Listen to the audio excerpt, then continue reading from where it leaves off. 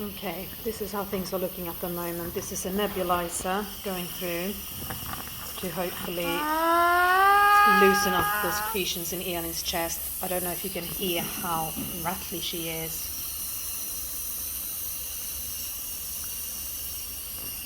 She's not happy, poor girl.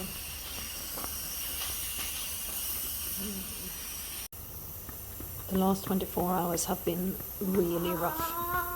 And I mean really, really rough. She has struggled with spasms and pain and seizures, and now she's struggling with her oxygen saturation. She has a lot of phlegm buildup in her lungs, which is really bad. And when she's not on a nebulizer, she's on this high flow nasal oxygen thing. I mean, you can hear her. You can hear how bad she is. Like, that rattle is not the nebulizer, it's Elin's breath. So those are just little blood specks from a blood test taken just now, so that's nothing to worry about. And she's so tired and she just wants to sleep, but it's hard to sleep when you can't breathe properly. She's been keeping us on our toes. Like, if her oxygen sats dips really low occasionally because she's holding her breath and then it comes back up again, that's not a problem. But if her oxygen saturation stays below 84, they're not happy, and it's been down so to low 80s, even high 70s quite a lot, and that's not been good. We've done two chest We've done 2 chest x-rays on her. The one yesterday looked horrendous, the one this morning looked better, but her SATs and her sounds were worse this morning. So right now we are waiting for the physio to come around, and that's going to be the second time today that we have the physio here doing a proper chest physio treatment on her, and we're going to try and get as much gunk out of her lungs as possible. Yeah, I know. And it is a Friday afternoon, so there's an on-call physio around tonight and over the weekend, which we are very well probably going to have to call on. Oh, my poor girl. Oh, I hope this isn't too noisy. Oh my God. She's sleeping. She's sleeping really, really well. We've done a long physio session again on her chest, and we've moved a lot of gunk out of her chest, out of her lungs again. And she's exhausted, she's shattered, and now she's sleeping, which is just wonderful. But yeah, it's been, I'm trying to think back now on the last 24 or so hours and see how we've done. So yesterday, the first 24 hours after surgery, she did really well for being Elin. Yes, she had the occasional period of spasms and being in pain, and it took us quite some time to get like the epidural at the perfect setting that we needed it to be on. But all in all, she actually did really well. And then yesterday evening she started getting bad. So she had what we think was quite a big tonic-clonic seizure yesterday evening, and after that her lungs started filling up with phlegm. So a theory is that she did some aspiration during that seizure, and since then basically her oxygen sats have been dropping really low, and it's been really quite worrying. I had a firm discussion with one of the doctors. We were not quite on the same page. It wasn't too bad, but basically I wanted more antispasmodics and she didn't want to do that because it's a bigger risk on the respiratory side with the antispasmodics. And my point is that, you know, Elin's having massive spasms, she's in pain, she's uncomfortable, she's literally, you know, writhing around on the bed, and that's what we don't want, because then she'll move her hip and that's not a good thing.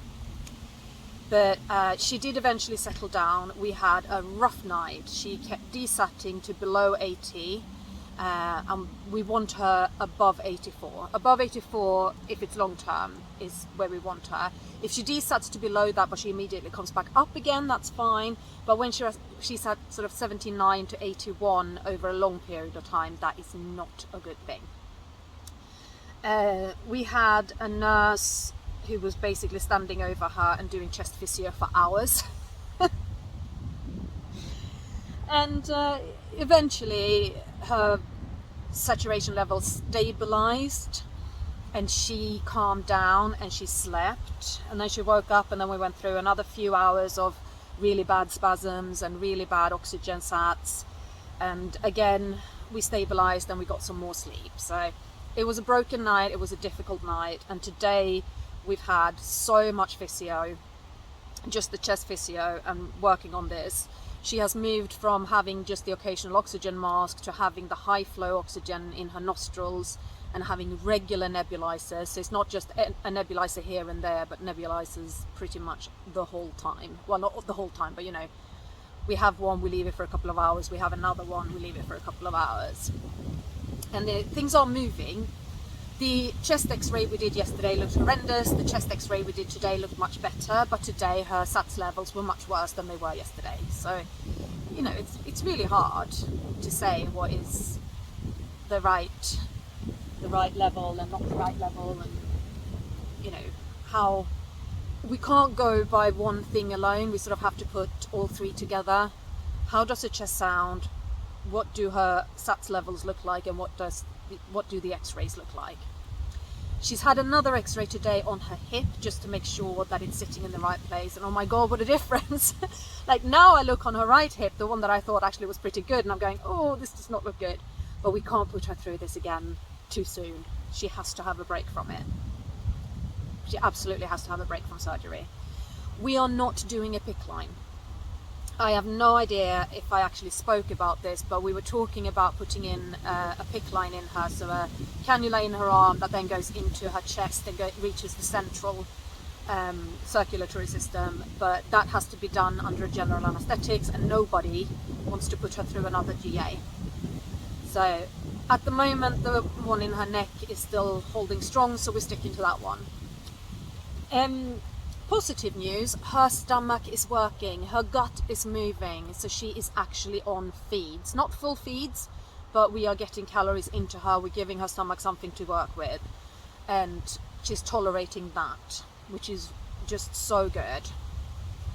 And yeah, it's letting her sleep, really. So I'm spending my time between being full-on medical mama, literally on her bed, helping her out, suctioning, physio, all of those things, or lying down and I'm grabbing a nap myself because I need to.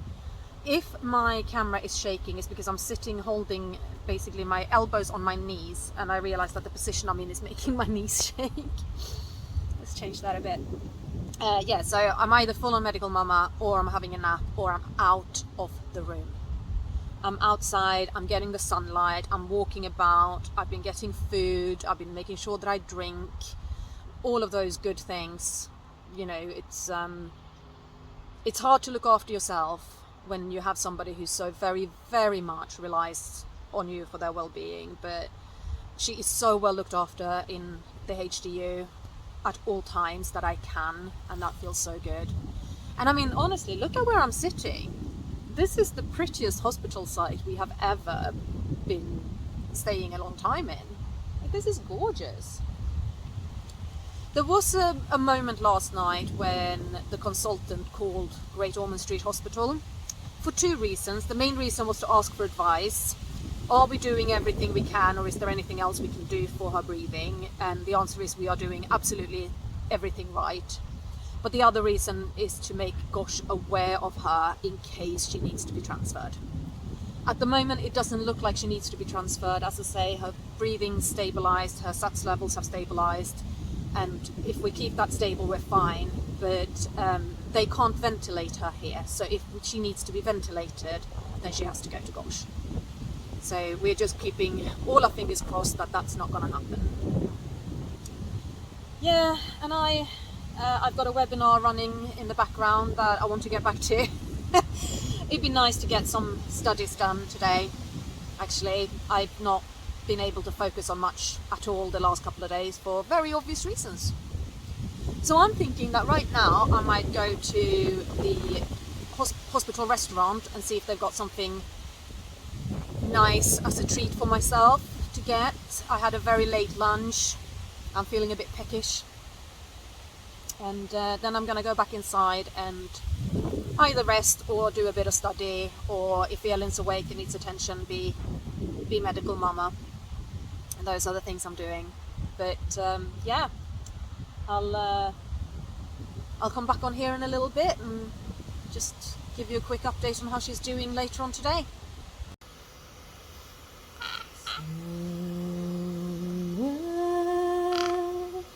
Over the rainbow, way up high, there's a land that I heard once in a lullaby. Somewhere over the rainbow, skies are blue, and dreams that we dare to dream really do come true.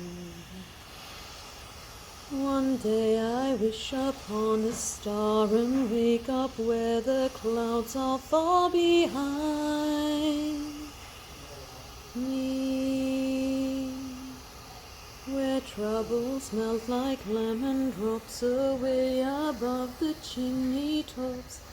That's where you'll find me, somewhere over the rainbow. Bluebirds fly, birds fly over that rainbow. Why then, oh why can't I?